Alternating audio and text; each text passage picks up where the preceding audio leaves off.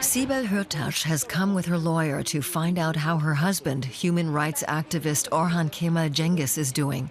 The couple were arrested at an airport after Turkey declared a state of emergency, and he remains in custody. They told us, "We're arresting you." It was clear they were enjoying it. They took us away without any explanation. They didn't even have an arrest warrant. Turkish President Recep Tayyip Erdogan feels threatened by people like Hurtaş and her husband, especially since July 15th, when soldiers attempted a coup. They occupied TV stations and ministries, blocked off bridges, and attacked the seat of parliament and Erdogan's home. More than 300 people were killed. The coup attempt was soon quelled and the suspected plotters arrested.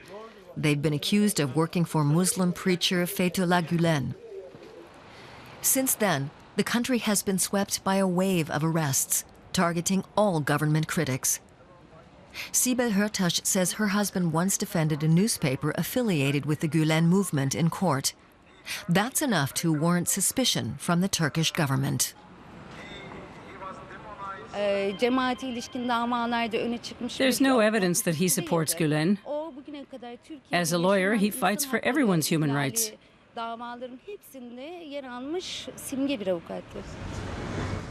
Sibel Hurtaş's husband has been in custody for 48 hours.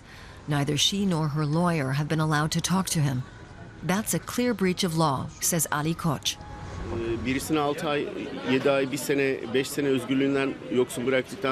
The government can't just do whatever it wants during this state of emergency, no matter if it lasts 3, 6, or however many months, and then just say everything will return to normal.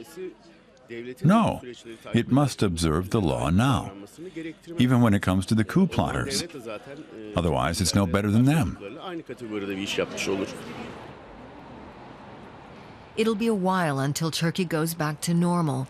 Busloads of people are being transported across the country to face prosecution. The atmosphere is tense. Meanwhile, Erdogan's supporters back this tough stance. They think the 13,000 arrests are justified. The people demand that those who have damaged this country receive the punishment they deserve.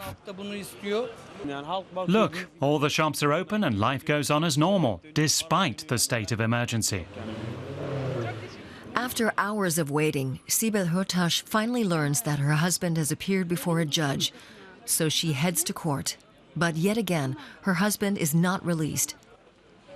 He's sent back to jail, without having spoken to her or his lawyer even once.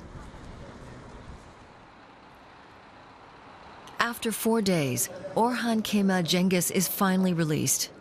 Sibel Hurtaş doesn't want to talk about the anxiety and fear she felt during this time. She's glad her husband wasn't abused during his incarceration. But there was a very tense atmosphere.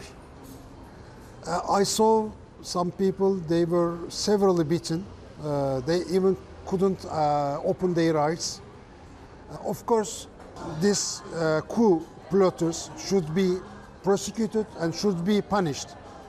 But this doesn't mean that this kind of investigation gives a green card to government or prosecutors to include human rights defenders, lawyers, journalists into this basket. This is the one thing. The second thing, this never gives a green light to torture anyone or ill-treat anyone.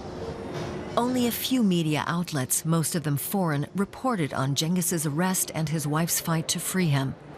Most Turkish newspapers shied away from the topic, preferring not to address the government's heavy-handed crackdown.